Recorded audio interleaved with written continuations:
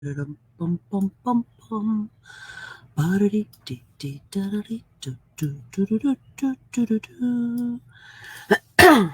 Good morning. Helen Brahms here, coming to you live from Sun City in Arizona. Hope you're having a super fantastic spark to Thankful Thursday. Yay! One of my favorite days of the week. I only have 7 favorite days, and this is one of them. So today we are talking about what are you most grateful for this week?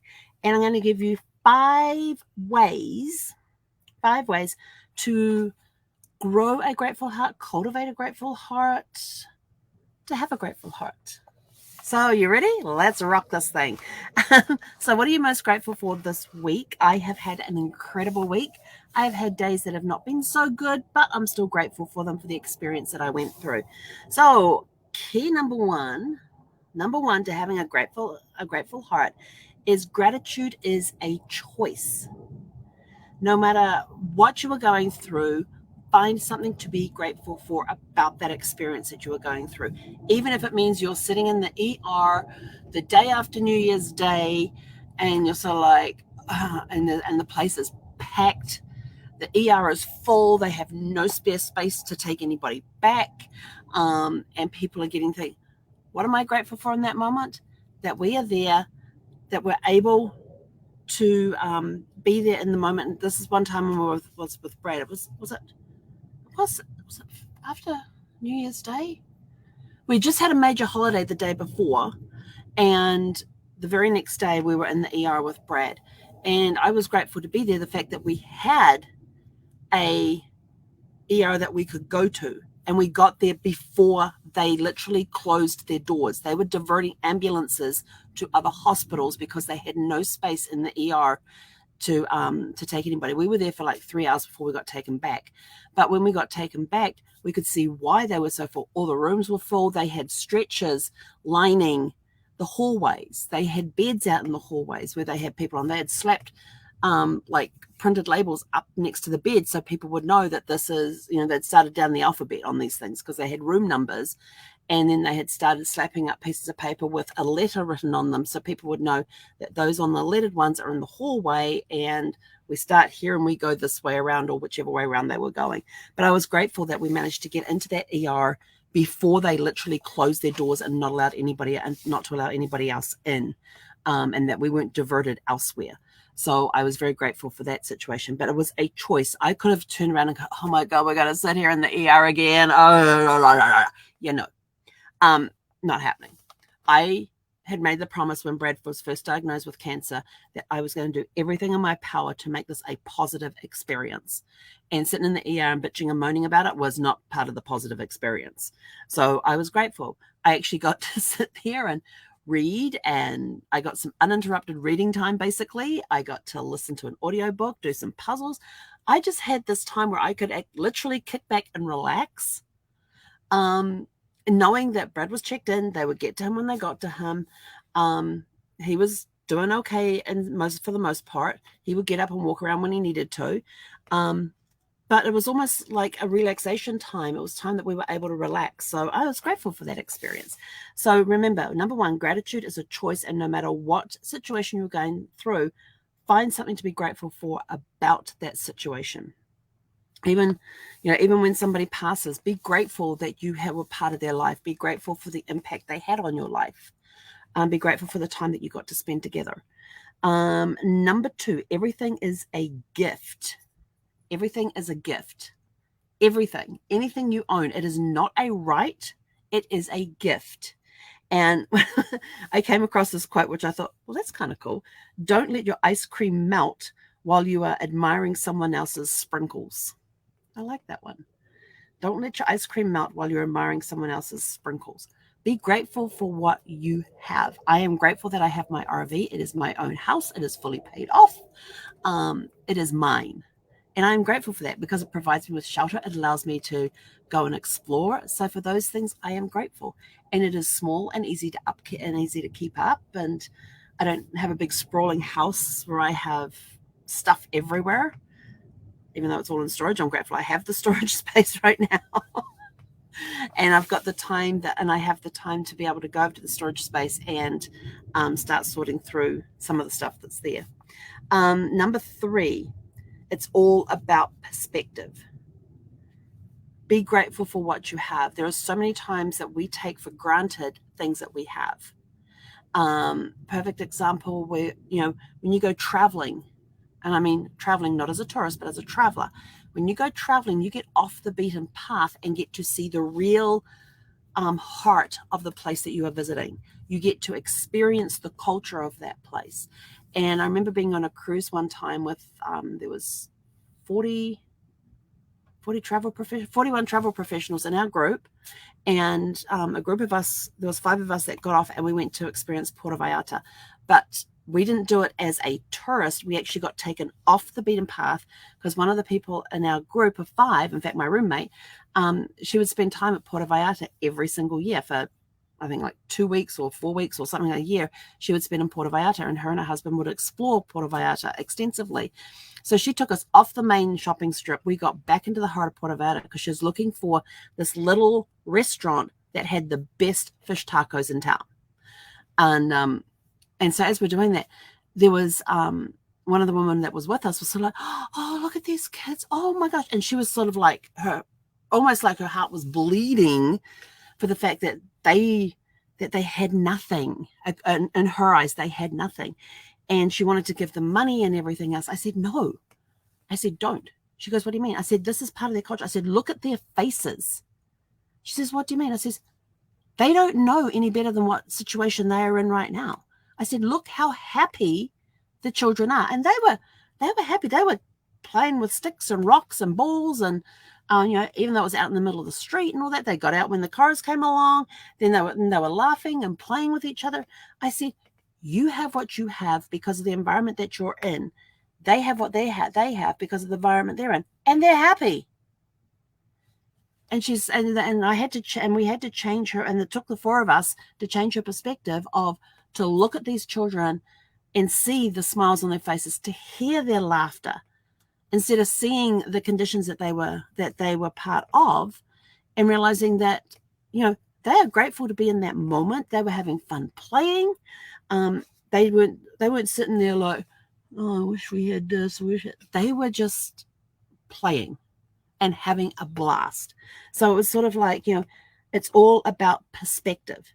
Be grateful for what you have. And when you are in other situations and other cultures, don't look at what you have to compare to them and think, oh, these poor people. No, look at the culture for what it is and the area that they live in, and look at the faces of the kids, especially of the kids. The kids are awesome. I love watching kids play, and I don't care what culture I'm watching, what culture is around. I love watching the kids play. Even if I don't understand a word they're saying, I love watching them play. There is such joy in their eyes and smiles on their faces and everything else whenever I watch a group of kids play.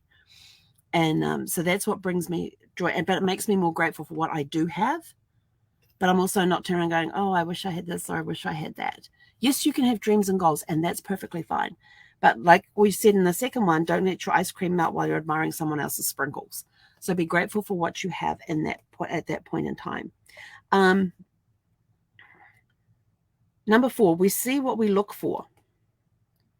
We see what we look for. And this is why I started doing the morning lives on St. Paddy's Day last year in 2020, was because my feed coming through, it was not good. I was sort of like looking at this feed going, and I didn't want to get on Facebook because it was such a negative place. And I thought, I have to do something to help turn this around. And then I remembered, what you put out is what you get back. And I'm like, oh my gosh, am I putting out negative feelings and getting negative back? Because that's what I'm seeing on my Facebook page. I was looking at the negative, and I was like, okay, I have to change myself so I can start seeing better things. And within a day or 2 of starting to do that second Facebook Live, when it was all about mindset and putting the fun into the day and everything else, my whole Facebook feed completely changed. It completely changed, where it actually made it a joy to go on Facebook and scroll through and see all these great things that were happening to people and rejoicing with them, being grateful that I was able to share in the joy of what they were doing. And also I was always looking for the gratitude in that, being grateful for for what I was able to see was happening in other people's lives and be grateful for them and for the impact. And I started seeing a lot of inspiration messages coming through. And I was grateful to be able to see those because it helped lift my day. It helped make my day a little brighter as well. So I was grateful for that. And then number 5 is we have to train ourselves with daily practices to make sure we always have a grateful heart. And we always come from a place of gratitude. When you come from a place of gratitude, you're coming from a place of love. And one of my practices is I go into my mailbox power account and I sit there and go, who do I need to bless today?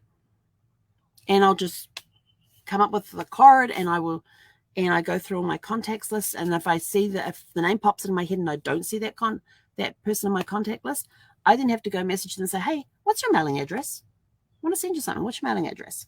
And then I go put them into my contacts and then I can send them what it is I want to send them. But if you just sit in a moment of quiet when you want to do something like this and go, who do I need to bless today? And then what you're doing is you're sending them a card of gratitude to say, thank you for being part of my life. And it could be something that you've seen somebody write on their Facebook wall that inspired you that day. And you go, hey, I just wanted to say thank you for inspiring me today. I saw your post on blah, blah, blah, blah, blah, and it touched my heart. And I just wanted to say thank you. And then I'm grateful that you're in my life. So that's, start doing, I'm still training myself to do that on a daily basis. It is part of my daily routine, but I'm not consistent with it. I will admit that, but I am getting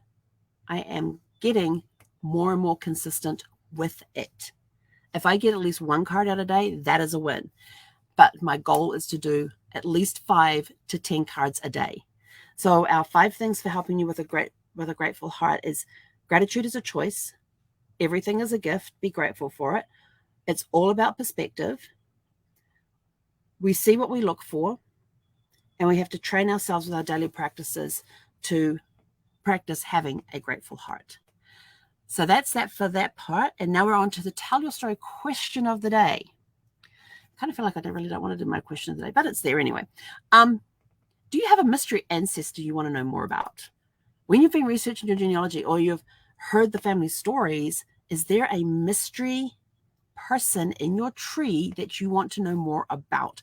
What it is about them that is a mystery, and why do you want to know what's more about them? I have a second great grandmother who is a mystery. Where I've been able to put together pieces of her life, but it's sort of like, okay, there's a little bit of weirdness in here where something isn't quite, and something's not quite right. You just don't know what it is. And so I do a lot of research on the second great grandmother of mine to see what other things I can uncover about her and her life. Because there's just a lot of stuff that when you look at it originally and you start thinking about it, you're like, that doesn't quite add up. And the more research you do, the more of a mystery becomes. And it's like, I would really like to spend some time with her and just say, can you just please straighten me out? Can you please confirm or deny this? That would be great. Awesome. But she's not here to do that. So I have to, with my skills and stuff, do the research and try and put the pieces of the puzzle together to get more of a picture of who she is. And I'm looking at, what she had been through and the time that all of this was happening, what was going on and everything else, and try and put things into perspective to get more of an idea of what her life was like. So it's a very interesting thing to go through when you're trying to unravel a mystery. You have to look, when did this take place? What was happening around them at that time? What had gotten them into those circumstances? What events had led up to them being in that situation? And maybe they were doing the best that they could with what they had. And being grateful for it. So I'm grateful that I have these mysteries in my tree, because it forces me to slow down and to look and learn more about that time in history and what living conditions were like, what the events were like at the time, what had happened. So it forces me, when I get a mystery, to, okay, what was going on in that place at that point in time in history? Because a lot of times when you're looking at genealogy, you kind of think, well, why would they go do something like that? And then you have to remember, well, hang on.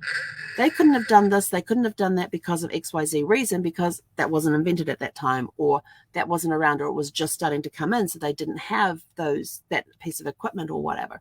So you got to start thinking about things, what was it like to live at that time in history? And sorry, I forgot to turn my phone off. But that's it. I'm out of here. Have a super fantastic, sparkling, thankful Thursday. Go out, be grateful for the things that you have. And remember, don't let your ice cream melt while you're admiring someone else's sprinkles. I have no idea who said it, but I love that saying. I'm probably going to make a meme about that because I like that one. It's like the other one is don't judge the contents of your book by someone else's cover. I like that one too. I don't know who said that. Anyway, I'm out of here. Have a super fantastic, sparkling, thankful Thursday, and we'll see you guys back here around 6 p.m. this evening. Hei konara.